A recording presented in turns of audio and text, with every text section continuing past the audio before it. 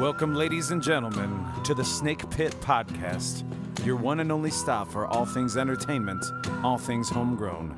Coming to you out of Toledo, Ohio, I'm your host, Jake Pilewski. You can follow us at jakepilewski.com. That's Pilewski. The Snake Pit. All right, ladies and gentlemen, here once again, I'm Jake Pilewski here at Veritas for the Snake Pit Podcast, part of the Snake Pit Podcast and blog. I'm being joined, this is our first culinary artist, but most would say expert here, Bruce Rahe, ladies and gentlemen. Yeah, thank you very much. Thanks for having me. It's great to have you.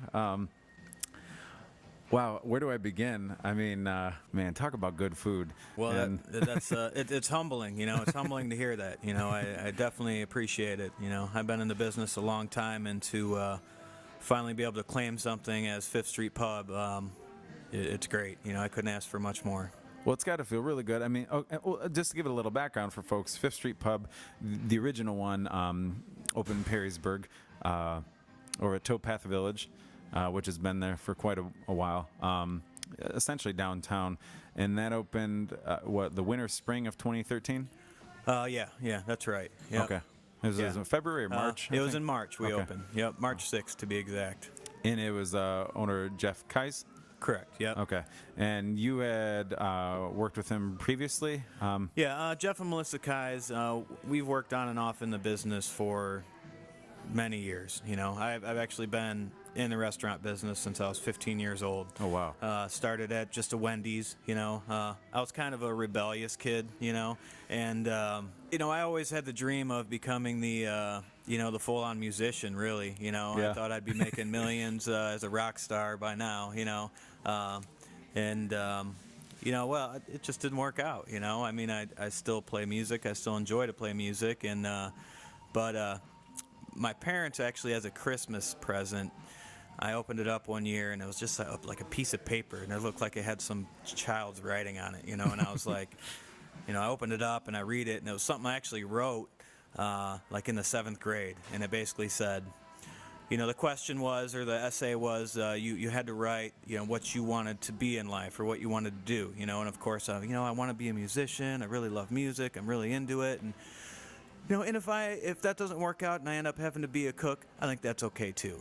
So they literally gave this to me like probably a few years ago, and I'm 36 now, so to read that so many years down the road and see where I'm at today, it was really just kind of mind blowing, like it was just kind of unreal to read that and go, wow, that's pretty amazing.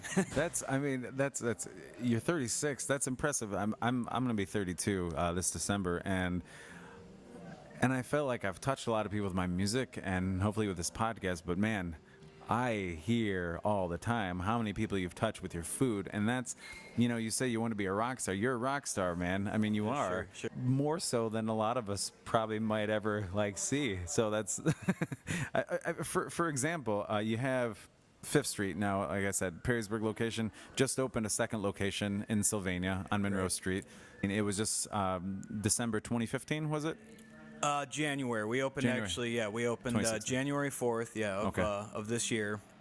And not long, a little more than 2 years down the road, and we wanted to get it open because what we were finding was, we had a lot of restaurant business owners visiting us, because they had heard the buzz, they'd check out the food, and we really wanted to get ahead of the curve because we were honestly worried that someone was going to copy our concept, so we wanted to get another one open so we at least had another location where people could come and and kind of get ahead of, hey, we're going to do that too,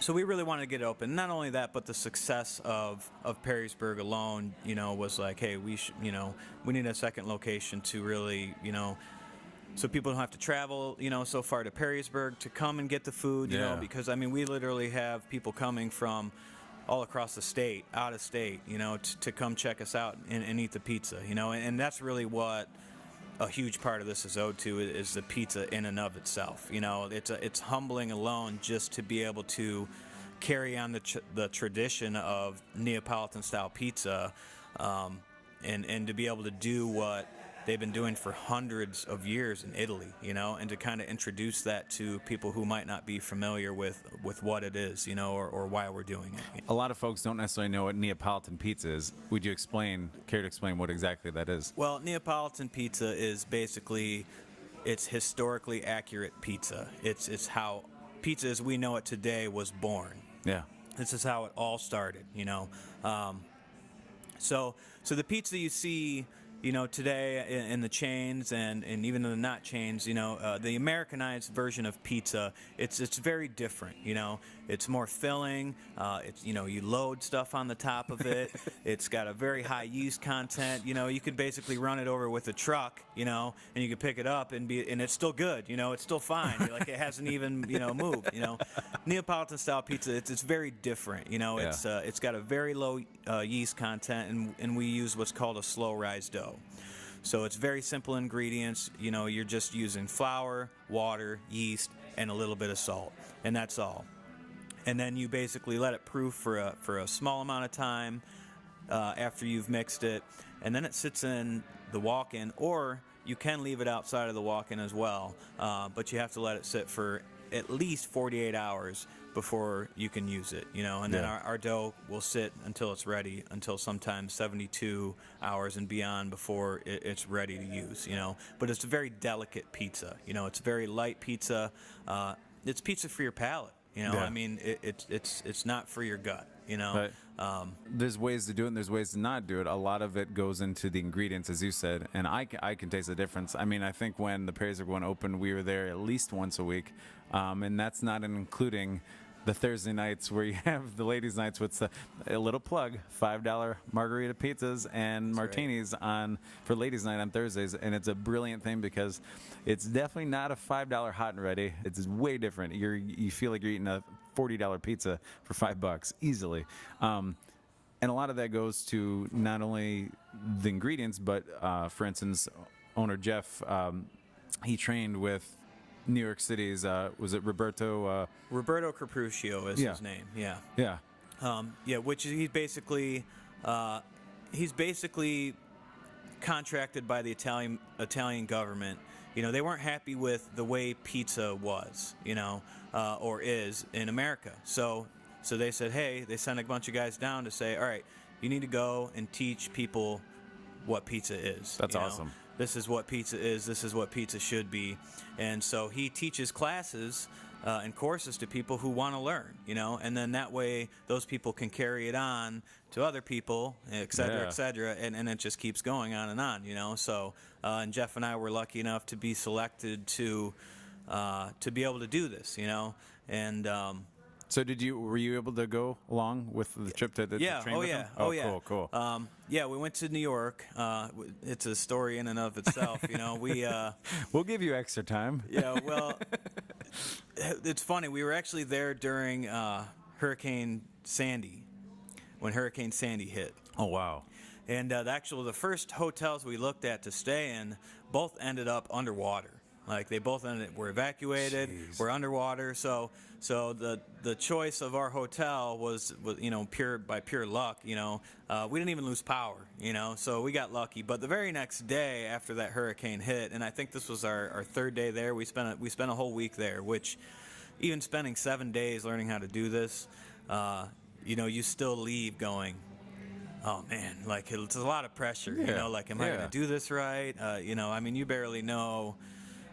What's going on at that point, after being done with the 7-day class, and you're looking at, maybe we were there for 5 hours. But anyway, I mean, the day after Hurricane Sandy hit, we can't get a hold of Roberto, so we're just like, we went there every morning at 7 a.m., so we're walking down the streets of New York early in the morning, and there's like everybody. Because New York, obviously, everybody walks everywhere. So there's a flood of people walking, up the road, and we're walking against the grain, So we're like, why is everybody walking this way? Like, should we, turn around? I mean, what, So we just keep going, and why everybody was flowing in the other direction is beyond me, Yeah. But it just didn't seem right, But there's trees down, and The night of, I'm watching the building across from me, watching the windows blow out, and papers from office buildings fly out of the broken windows, and it was pretty eerie, but it's pretty amazing because not a lot of people can say, hey, I was in Manhattan when there was no one around. We're wearing our ponchos, the wind's blowing at us, and we're during a hurricane and learning how to make Italian pizza. Yeah, exactly. And we're like the only two people in Times Square. I mean, no taxi cabs are out, like nothing, So it was eerie, but it was a pretty amazing sight to see New York that way, But getting back to the pizza, man. Well, going on with it, isn't the oven a big part of it too, right? Well, naturally. I mean, the oven is a huge part of it. And it's wood fire. Oven is all wood fired. The oven itself is actually shipped from Italy. That's what I thought. By a guy the name of Stefano Ferrara. Okay, and he creates and crafts these ovens for people. So we basically call up a guy in California and say, like we did for Perrysburg, we said, hey, we need a Neapolitan pizza oven, and he makes it right there. Say, okay, Unreal. It's going to be this long to get it.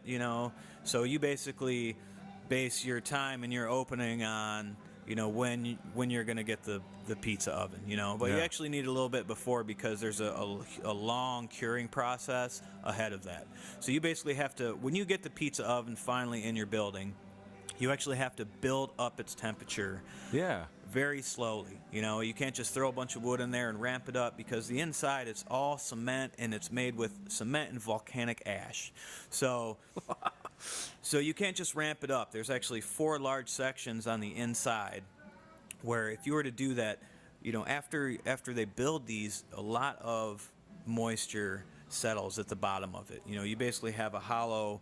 The slabs themselves are probably about 6 to 8 inches thick. And then underneath that, you have some hollow space. And water settles in there. So if you just ramp up the fire, it would actually boil and ruin, it will pop the slabs on the inside. It'll crack them. It'll do some major damage. So you basically slowly have to simmer all that water that's settled in the oven out of it. So you build it up, for 7 days, you're at like 100 degrees, and then you ramp it up to 150, Wow. and you burn it at that for another 7 days, and then you do 200, and then you just build it up, 50 degrees at a time until you're at 350, 400 degrees. And that's Celsius, by the way, Celsius. So I was just going to say. So 400 degrees Celsius, you're looking at, 800, 850 degrees Fahrenheit. No wonder you get your pizza in it takes like 90 seconds to cook or something like that? 90 seconds to 2 minutes, yeah. When that thing's piped hot and ready to go, yeah. So, yeah. I just want one right now. Yeah, it's a long curing process. Well, and we're talking about pizza, but that's the thing is that, there's a reason that Jeff got you on board to cook for him, right? I mean, because you do more than that. I mean, with Lucky's, Lucky's is Oregon? Yeah, Lucky's, Jeff and Melissa Kais, they own Lucky's in Oregon as well. And do you get like full reign to like conceptualize, or do you get kind of like bullet points or what they kind of want? Or well, I can basically do what I want food-wise, but Jeff is basically, he's the guy I go to and say yay or nay, Cool. He's the brains behind, the concept that's created, Yeah. So he either A, tell me what he wants to do, and then he gives me reign from there, or I will, experiment myself and bring it to him and say, what do you think of this? What do you think of this? And if he says no, I don't usually argue the point too much. You know? I say, okay, well then, what is your thoughts? And then we usually get together on that, and that's pretty much how Fifth Street's Pub menu was born. It's like, how do we complement this pizza the best? Was the biggest question. And then I just went to town. And that was really one of the hardest things I've done in my career. Was put that menu together. I mean, you're talking. I was just gonna say. I mean, you're talking 80 to 90 hour weeks. Yeah. For at least 4 or 5 months, and that's there every day. Putting everything together, experimenting with everything, getting the right ingredients. So there's a lot of stuff out there. A lot of food vendors. Right. To be able to do that, I feel blessed. I mean, you get to do your craft, and you have some trust there, so you can actually spread your wings a bit, which is awesome. It's been an amazing ride, and on that point, I mean, we got to that point. I've known Jeff and Melissa for many years. Ever since like I said, I started out at Wendy's, and not long after that, I was into the sports bars. Which I was at Frickers for a short amount of time, and then I worked at Jed's, and that's kind of where I began to know more Melissa so than Jeff at the time, because she used to open restaurants for Chris Frick, and we all worked at the Jed's for years and years and years, and then when things started to kind of fall apart with Chris personally, I went on to a corporate world, and Jeff and Melissa kind of went, hey, this is the only thing we know how to do. Which is how Lucky's was born, And then after I had my corporate ride, which actually, I won't speak all bad about corporate restaurants. I actually learned a lot about being a manager, infrastructure, about being a chef and how to, exactly, how to build, how to keep that structure in a kitchen, and I actually grew a lot as a cook and a chef throughout those years, but eventually, the 60, 65-hour work weeks, and everything else, it really starts to drag you down, So I actually left the corporate world. I was doing that in Florida. I actually had a company move me out there, and, wow. And it just was like, you know what, I can't do it anymore, and just kind of had a mini meltdown, and it was more mini. My wife would say it was a major meltdown, You don't just quit your job with a wife and 2 kids, and then, and to go, oh, what do we do now? Oh, crap, So it was a rough ride there for a while. You're a responsible artist. Yeah. That's a rarity, a responsible artist. Well, I've had my ups and downs over the years, that's for sure. But you found your legs, and you ran with it, and then that's a testament. I mean, there's some artists that'll go throughout life, and it was a long road growing up. Let's just say that. But you're 36. You're still young, and you got so many great years ahead of you, because you've already done what a lot of people wish they could do in a lifetime. Right. I mean, it's been a long road. I may only be 36, but 50 years of experience. I tell you what, yeah, that's right. I've had a good life. I've had a good life.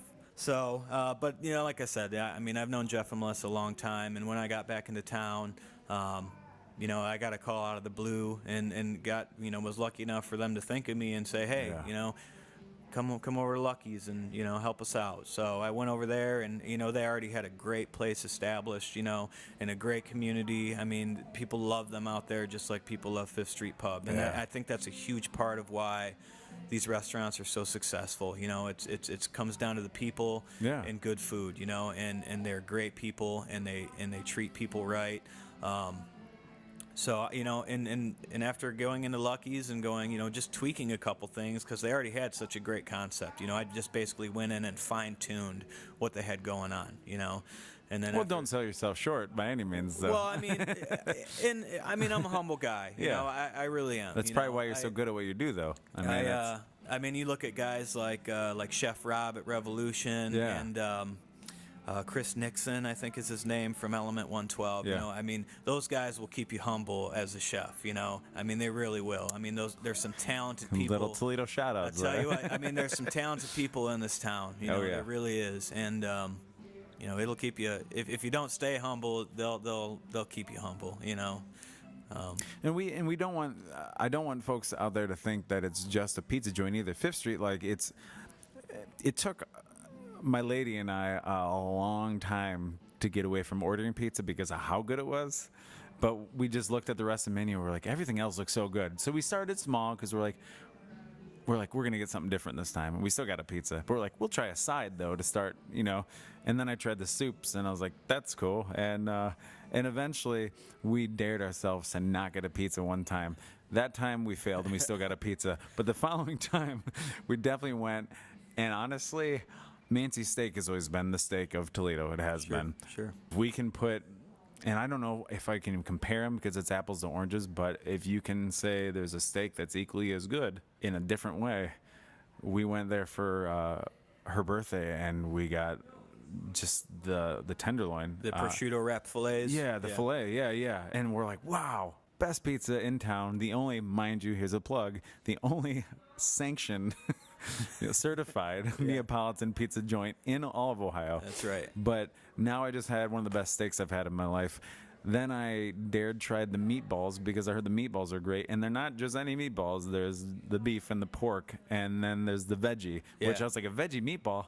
What is that? And it's pecan based, isn't it? Yeah, that's what everybody says. A vegetarian, but like, no, I don't do the veggie meatball. You know, and it's not some faux. It's not that faux like the tofu kind of stuff. It's legitimate ingredients, and you get it. I think 3 or 4 different ways you can get your meatballs there. Well, I mean, you can get, we do our own sauces there, so you can get a number of sauces, which it's just our tomato sauce, and you have a spicy version of that, and then you have the garlic cream sauce, which is, I think, everybody's favorite, and then you have a burgundy mushroom sauce, and you can also get pesto, so, but the funny story about the pecan veggie meatballs. Oh gosh.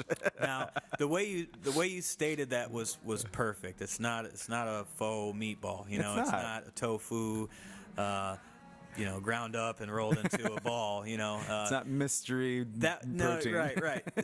That was luck. It was pure luck because, when I'm doing all my work for the menu and I'm going, all right, I want to have a vegetarian option for vegetarians.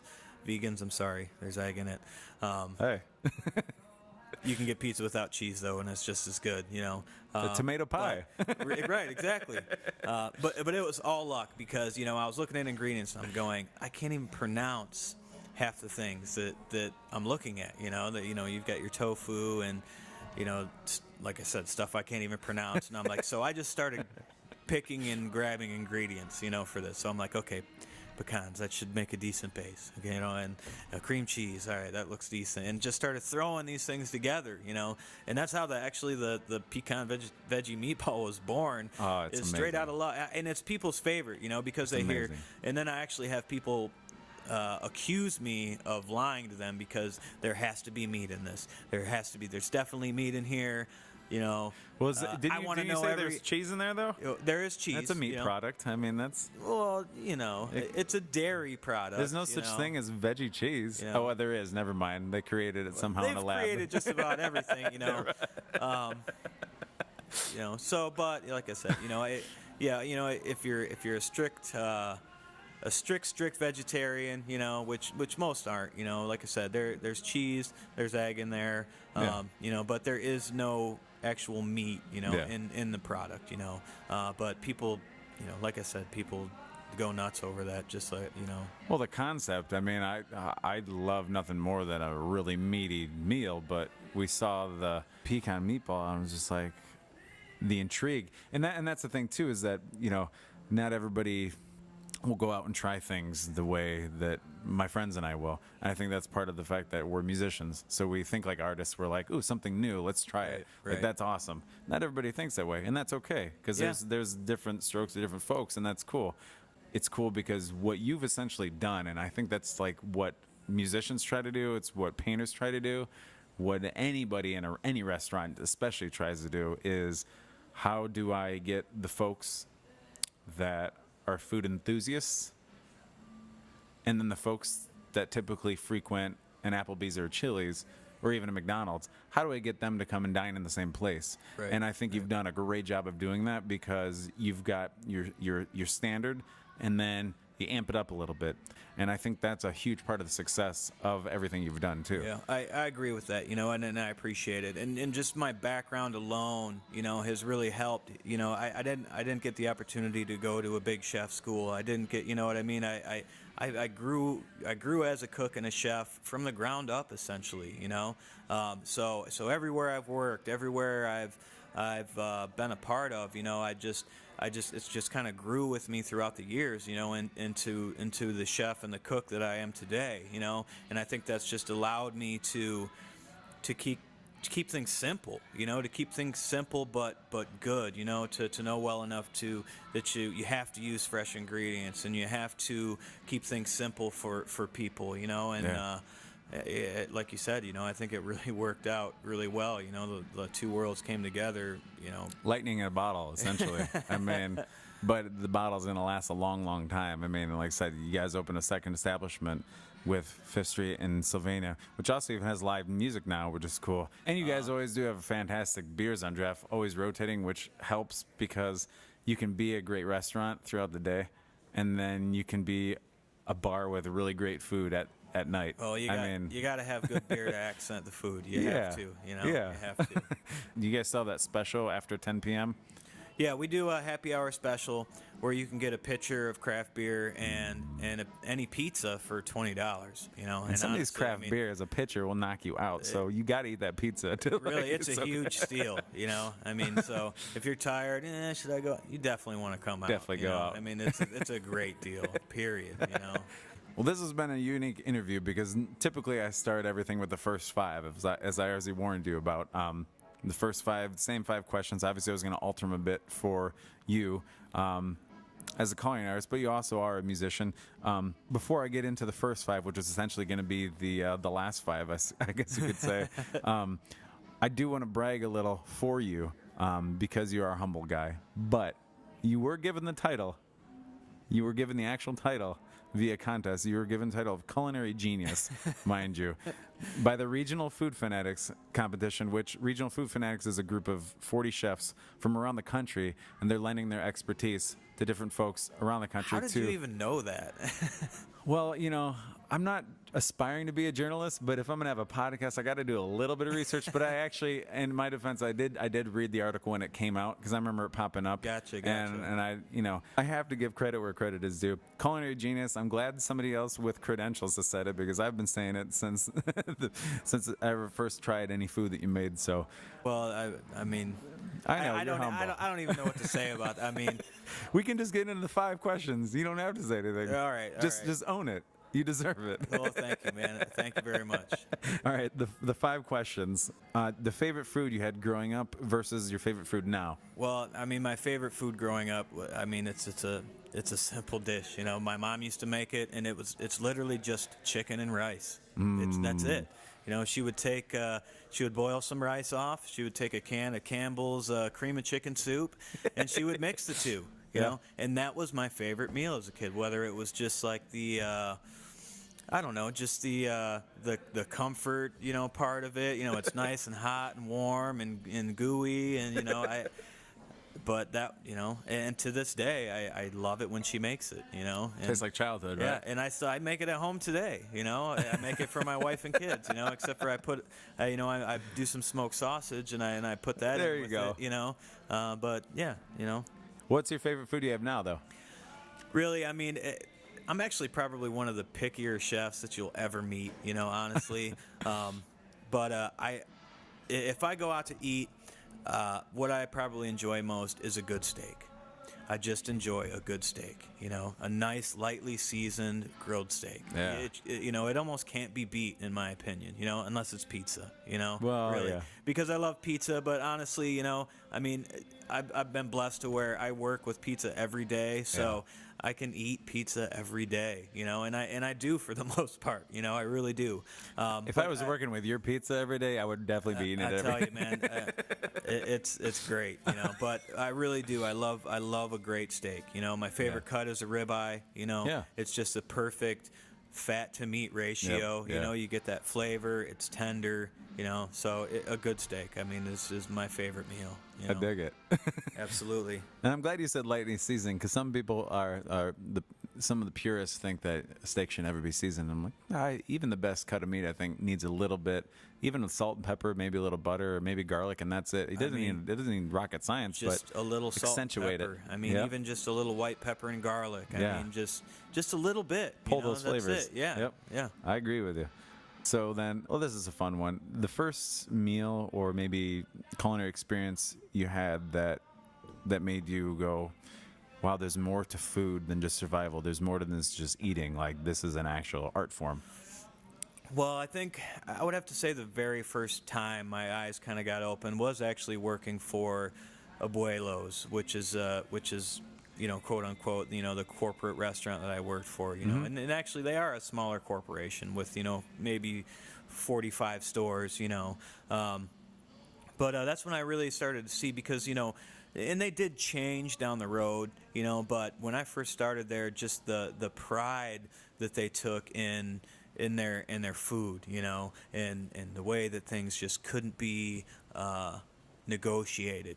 We have to do it this way, and this is why. And I started to kind of go, wow, because honestly, Mexican cuisine Mexican food is like one of my favorite foods, and abuelos yeah. is a little more on the Tex-Mex side of things Yeah. as opposed to authentic Mexican, but they were uprooted out of Texas, and Texas has amazing food, amazing barbecue, amazing Tex-Mex restaurants, and it's just really when my eyes, they weren't fully opened at the time, but it really started to open my eyes as to, wow, this is just a little bit more, and as myself as a cook and a chef, is where I began to kind of to blossom and go, I really kind of enjoy this, and I really, enjoy taking pride in what I'm doing, and what put the nail in the coffin, honestly, was being able to go into Lucky's and kind of help vamp that, and then once we made it to Roberto, it was kind of like, it was full on at that point. Yeah. It was where I could finally embrace, food as a whole, and it happened later on, honestly, in my career as opposed to when I started, but I'm here now, and I guess that's all that matters, Well, and that's even more of a testament then to you, because if that kind of experience happened later in your career, then you've since then made the kind of leaps and bounds that you have in such a short time. That's even more incredible now that you said it. So I know you know your way around a kitchen. That's already been established here and there.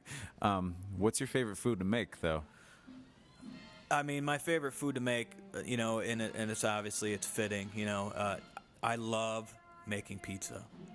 Like, I could just stand around, at my job and kind of oversee everything, but I'm just not that kind of guy, so if you come see me, I'm mostly in Sylvania right now, trying to get us there to Perrysburg status, so please come out and see us out in Sylvania. But I'm in Rose Street, right? Yeah, Isn't I'm in it Rose right Street. across It's from actually, like Vin Devers? Yeah, it's across from Vin Devers. It's in the Promenade Shops, and we're kind of in between the 475 loop. Basically is exactly where we sit at.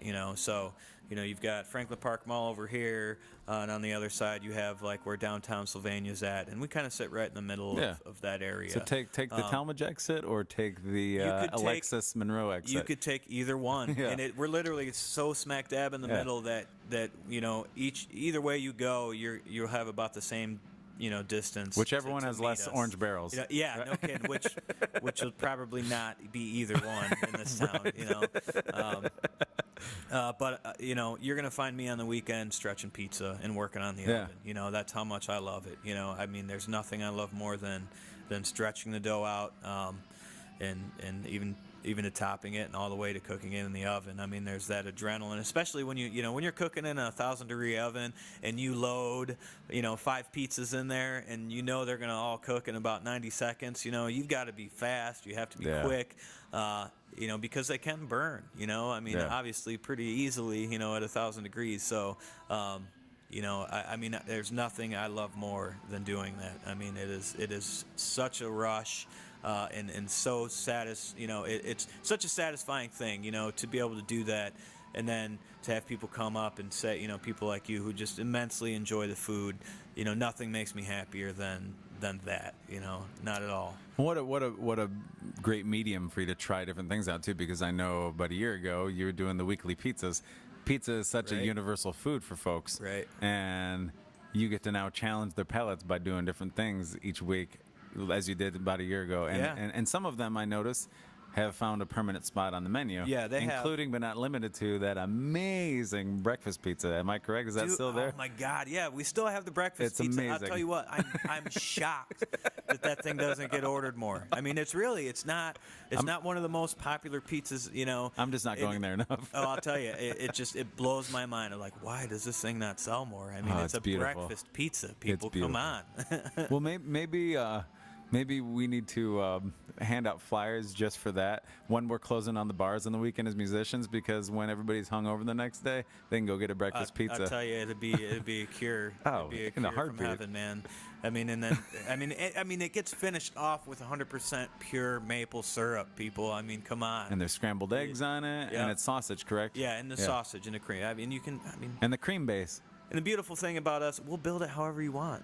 Oh, right. I mean, you just want eggs? Come and get it. That's what I was gonna say earlier. When you were talking about pizza, there's you have the build your own option, and there's so many ingredients that you should probably have an idea of knowing what you're doing. But at the same time, it's one of those things that if you screw up, you might find yourself in a really, really great place too, because all the ingredients are fresh and amazing. And so you can't really screw it up. But even if you're afraid of building your own, there's at least 12 to like 15 options that you've already preconceived as well, Right, including the award-winning Real Margarita.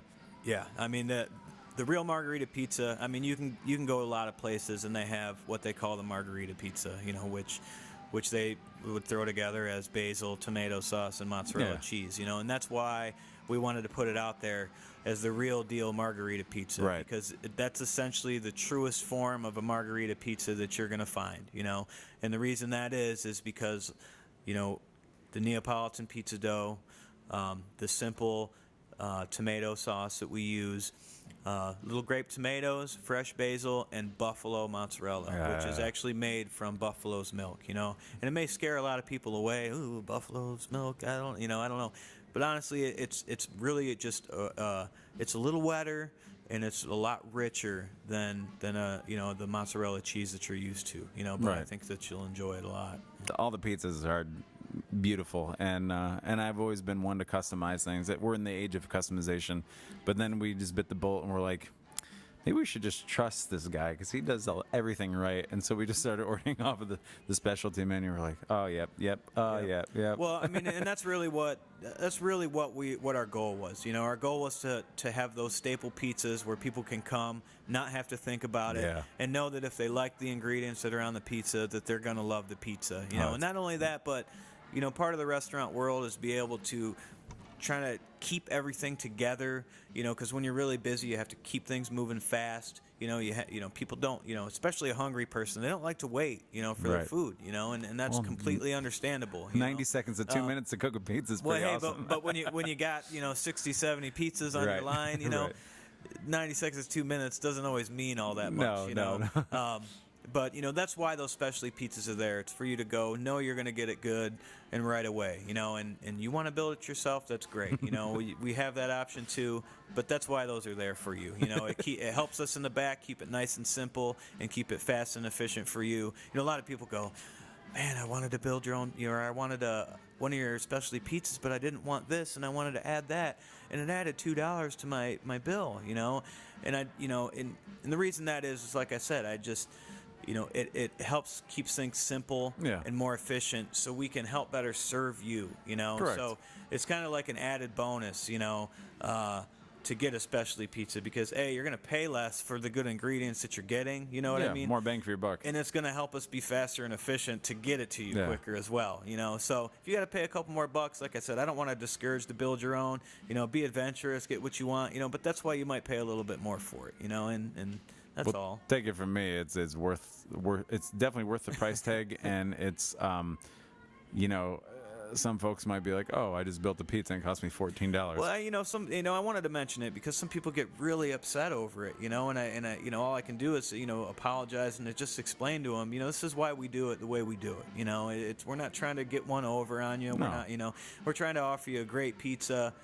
Simply built and customized by us, and that's fine if you don't want to have that. If you want to build your own, what you like, the way you want it, you just might have to pay a couple extra bucks for it. If you think you're gonna go back into your college days and smash on this overindulgent like pizza that's gonna make you feel like food hungover for 2 days, it's not gonna happen. But that's what I love about it. Yeah, it's one of the beautiful things about Neapolitan pizza, it's light, it's light, it's refreshing, it's for the taste, it's for you to have a really good, high quality meal and not feel like, like you just gluttonous. Yeah, exactly. Exactly. It doesn't make you feel that way. No, I just felt like I ate a Mancy steak after I ate a Neapolitan pizza from you guys. It's the only pizza I've ever been able to eat an entire pizza. On the day when I'm really hungry, you can eat a 12-inch pizza, which is why we only have 12-inch pizzas as well. It's not going to make you feel like you can't eat for 3 days, and it's... Which I will say, the cheese that you guys use is a high-quality cheese, and the smaller amount actually fills you up more than that blanket of cheap cheese that's had plastic added to it that most of your corporate joints are adding Right. to Yeah. their I mean, pizza. it's literally fresh mozzarella. You know, I mean, Yeah, you can't, nothing like it. You can't get cheese any better than that. You know, No. and it's just, you know, us being a certified Neapolitan pizza place, you know, we are subject to inspections. Honestly, they could come in and say, "Hey, you're not doing this right," you know, and Right. take our seat. And like I said, we want to stay true to that. You Yeah. know, we don't want to change that. It's perfect the way it is. Yeah. You know, and we're just continuing on the tradition. You know, that's been there for hundreds and hundreds of years. You know, and that's what we want to do. Yeah. You know. It's perfect the way it is. Yeah, I agree wholeheartedly. If you could name a most humbling experience as a chef, and I know you probably already touched on it earlier when you said, you know, now you get to do what you can do, but Well, is there one experience or is it just a whole? I mean, I would say, well, you know, when we were in New York and you know, we're learning from literally, if you know, Roberto Capruccio, if you YouTube Pizza Masters, this guy pops up. You know, I mean, he has so many awards. He's been on Food Network. He's been, I mean, you name it, he's probably been there. You know, and he's constantly going to award shows, and you know, just, I mean, the guy is highly credited. You know, working with him and on how to do this dough, you know, and he's a really hard guy to understand too, because it's a heavy Italian accent, you know, and you know, with the third day in it. And I'm trying to stretch dough out and trying to make, you know, I mean, it was impossible just to make the stuff into a circle, you know. Yeah. And the third day in, and I still can't make a round pizza. I mean, it brought me to tears, literally, you know, literally. And he would put his arm around me and he would say, "It's just flour and water. Just flour and water, man. Go outside. Take a minute. It's just flour and water, you know." And but you know, talk about humbling. You know, to be in the business for, you know, almost for over 20 years at that point, and to go into something to where, you know, because I'm used to hopping in kitchens and, you know, getting it like that and doing it fast, and I can't even, you know, make a piece of a dough into a circle. You want to talk about humbling? I mean, it brought me to tears, you know. But I'll tell you what, that night we went back to our hotel, and I got a bath towel, like a little, you know, wash towel, and I was practicing, you know, because there's a certain way you have to hold your hands, and a certain way, you know, there's a very certain way you have to do things. Well, those guys make it look so easy. Well, and people come up and, you know, it looks easy. It really does, you know, but it's not. There's a process behind it. So that night I actually wore the finish off of the entertainment center just because I didn't want to go in there. Look, we only had 7 days, you know, so going in there the fourth day and I still couldn't make a round pizza. It was, you know, I was not going to let that happen, you know. I wasn't going to let it happen. Luckily, the very next day, his daughter was there, who is a beautiful cook and chef as well, and she kind of helped us along, and she's the one who kind of pushed me into, you know, just having that little bit of different advice and that little bit of different perspective to see, you know, to finally be able to make a round pizza. I mean, good Lord, man. Just flour and water. Yeah, right. Let's talk about humbling. Oh, yeah, man. He gave me some job security, too, because he told Jeff, he goes, "You keep this guy, man. He cares. You keep this guy. You don't see a lot of that." Passion goes a long way. It does. That it does. I mean, especially when you combine it with talent. So, but that being said, you are very talented. You're already very well accomplished, and you're very young to be so accomplished. What pushes your buttons as a chef? Positive, negative, or both? Well, I mean, my family keeps me going. You know, really. You know, I'm married. I've been married, you know, for quite a long time. You know, I got married to my wife Jenny when we were, you know, 19 years old. Had my first daughter when I was 19, you know, really young. And, you know, my family keeps me going, you know. They give me the drive to get up and, you know, and to do this every day, you know. I mean, because it's not all gold and glitter, that's for sure. You know, the restaurant business is a cruel, cruel world, you know, it really is.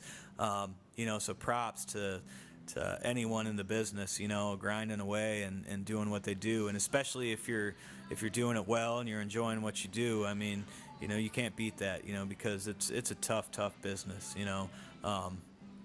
But that really keeps me going. You know, my family, my 2 daughters, Amira and Sophia, you know, they keep me going. I do a lot for them, you know, and they're honestly, my family is what pushed me into the chef I am today, you know, because without the drive to take care of them and to make my family proud, you know, I wouldn't be where I am today, I don't think, you know. There's many years, you know, as a musician moving up, you know, where, like I said, there's been a lot of ups, but there's been a lot of downs as well. Putting us on blast now. That's definitely the artist side of me, you know, the creative side of me that I you know, I can tend to take things a little too far one way or the other. But you wouldn't be here without it, right? That's right. I wouldn't be here without it, and I wouldn't change a thing, you know. But they really keep me going, you know. But as far as just normal restaurant things that really push my buttons, you know, is servers. You got to run hot food out, man. You got to run food. You know, you come see me anywhere, you're going to hear, runner, food run, you know, run the food, you know, order up. Though saying that, though, I will say that one of the best experiences I've had on a regular basis has been at Fifth Street Pub. That's respectable because the food is amazing, but there's been so many times that I have a conversation with someone where, you know, you go to a place and the food is great, but if the service is awful, you're likely not going to come back. There's more people, and I saw this in a recent statistic. They did a study where they said there was more people that are willing to go back to a place with mediocre food and great service than bad service and amazing food, and that sucks for a guy like you. Well, sure, it sure does, you know. But it brings me back to, you know, props to anyone in the restaurant business, you know, because in my opinion, you know, I think it's like that because, you know, there's nothing worse than when you try and create a good environment and a good place for people to come eat good food and to not be able to keep your service at a level that you would like it, you know. And I honestly think it is the way it is because you don't have a lot of servers that they're going to have the passion that a lifelong chef or a cook is going to have, you know, because most of the time a server is just in their middle of life, you know. A restaurant job for them is a place, it's a stepping stone, you know. Right. It's a place to get not them big from, picture. Exactly. It's a place for them to get from point A to point B. So I honestly think that, you know, a lot of that passion is missing just because, you know, it's not what they want to do for their whole life. It's not what they're doing for their career, you know. And, you know, I think that's what makes it so difficult, you know. Perhaps, though, folks listening to this, I mean, anybody aspiring, I mean, you can make really good money serving, though. Oh, absolutely. When you're really good at it. And that's the thing. And some folks will do it for a living because some folks would rather serve for a living than to go into these crazy financial aid debts and not be guaranteed to make any money from their degree. You can make a killing off of serving as long as you work your butt off. I mean, because it's not an easy feat. No. It's not an easy feat working in a restaurant. Well, no, I mean, but still, I don't want to just, you know, put servers on blast, you know, because they're fantastic. Yeah, the restaurants wouldn't run without them, you know, and I personally couldn't do a job where I didn't know if I was going to make $20 or $100 or, you know, that night. You know, I mean, that has got to be one of the most frustrating things ever. And even if you put $100 effort in, sometimes you're still only going to get the $20, which is awful. Exactly. I couldn't do that. You know, I know that. Maybe it's the American restaurant situation we have to work on because a lot of places in Europe, they don't tip because everybody's paid a different wage. Right. I mean, you know, well, I'll tell you. I mean, I think that the change for America, I think that change will eventually happen. Yeah. But I think it's going to be a long, painful road to get there. You know, I all change usually is. Yeah. And I believe that it'll get to that point. You know, for now. Before I get to the last like thing where I have you give advice to other folks, because if anybody's going to take advice that's looking to either get into the food industry as a cook, as a business owner, as a bar manager, anybody that even has any recipes out there that are just looking to try to like try to somehow get involved in the industry, this is the guy to talk to, Bruce Rahe, and because he's proven it in such a short amount of time. The fact that you came here tonight to talk about this, I absolutely love, because you've done so much. So many places hope to break even in a year of being open, and Fifth Street has, in less than 3 years, they got to open up a second location, which is almost unheard of. Not only a second location that's actually being successful. that's amazing for Toledo. And Toledo's got a lot of great movers and shakers that are doing a lot of cool things. So before we get to the actual part where I want to have you give advice, because I'll take your advice even as a musician, because we're all one and the same. I mean, we're artists. We're creating, and we're entertaining folks. I mean, essentially, when you put food in front of somebody, you're filling their belly, but you're entertaining them. Oh, and it amazes me that, I mean, we have, an open kitchen concept, so you can literally see everything we do, and it amazes me that little, because we have a pizza bar at each place where you can, you're literally sitting facing the kitchen. Watching it. It amazes me that pizza bar isn't packed every single night, because, I mean... It's a first come, first serve typically, isn't it? Yeah, and and usually the pizza bar will fill up, but it won't be until... Well, we're on a wait, but pizza bar's open, Right. I mean, I would be up there constantly. I mean, that's that. You want to see entertainment, man. You watch those guys hustle back there. That's I mean, true reality TV. That is something else to watch. Forget the Kardashians. Go watch somebody make a good pie that you're about to eat. That is something to watch, man. I'll tell you. What are meals like at home? Do you get to do you open up a lot, or you kind of play to the crowd? Actually, I mean, if I'm going to be 100% honest, I don't cook at home. No, I really don't. I mean, it's kind of like, I always put it as an analogy to where,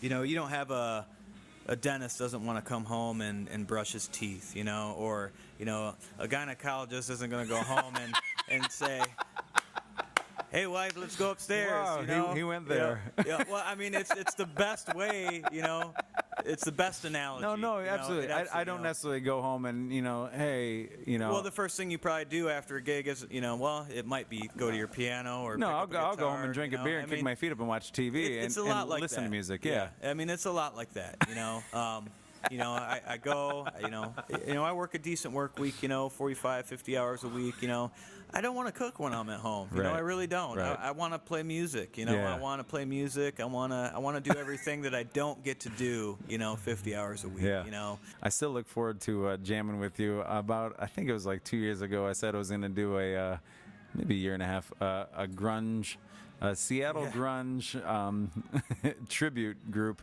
and I'm not completely abandoning it yet. It just, I got busy, as you can see, and I'm working on some stuff, and more and more projects I'm taking on. I'm like, maybe I should be creating before I start giving tributes, since I'm only 31. Maybe sure.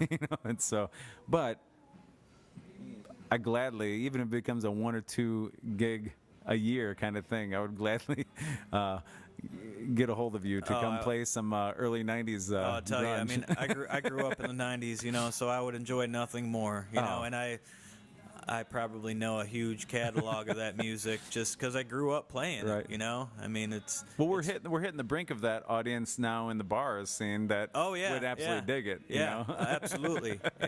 It's bar chord heaven. Nobody's dancing anymore. They want to sulk in their whiskey and listen to this, essentially sad and angry early 90s music. It's amazing how it comes full circle, isn't Right. it? I mean, it's amazing. Everything does. Ladies and gentlemen, I just have to say, this is Bruce Rahe. One last time, he's going to leave you with some advice. So if you can leave any advice for anybody trying to get into the culinary arts or any arts in any way and trying to do what they want to do, what would be your advice for them? Man, that's a big question. I know. Really, it's a big question, But, I mean, honestly, it breaks down to this for me, and no matter what you're doing in your life, you have to stay humble.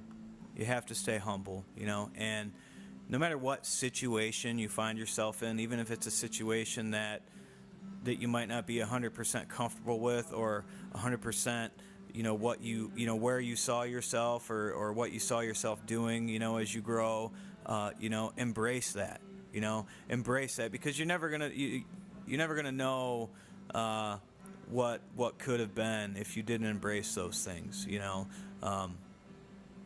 You have to, I mean, this is your life. This is our life, I mean, you make it what you want, make it what you want, embrace the people around you and live your life, to its fullest. I mean, it's all you can do, I mean, it's a crazy world out there, and it's a crazy gift we've been given to be here and experience what we do and eat the food we eat, and and listen to the music that we listen to. And I mean, it's insane. It's totally insane.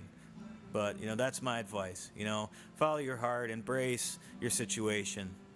That's my advice. You can ask somebody advice all day, but you've done it. You're the living embodiment of that. I know, you're humble. Making me blush. Man. I know. But I mean, it's true. I mean, it means so much. I mean, that's every single person I've got on this podcast. Like, they've been doing it, and there's a reason they're doing it, because, like you said, you just got to do it. You got to be true to yourself. You got to embrace it, and you only get one chance at this. Yep. Go eat Fifth Street Pub pizza. I mean, it's nothing like you've tasted, and if you have tasted it, I guarantee you'll be going back next week anyway. And like I said, they got ladies' nights on Thursday nights where you can get a $5 margarita just to try it out. And I guarantee it's going to be better than a hot and ready. You're at least going to feel better.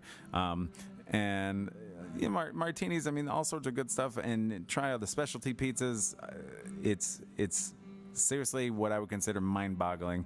How good it is, and how much I don't have to throw down a $40 bill to have food that good.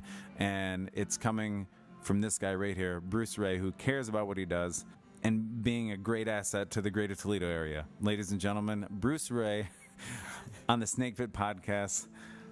I have to cut myself off at this point because I can't stop talking well about him. Thanks for having me, man. I thank you so much. It's been a pleasure, man. Awesome. Thanks for joining me here at Veritas, the home of the Cork and the Craft on Jefferson and Superior. And I hope to have you on again soon when you run for president. So, No, would you mind running this year? No way, man. That ain't happening.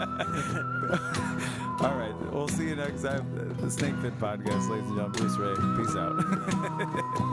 You can follow us at jakepilewski.com. That's Pilewski. The Snake Pit.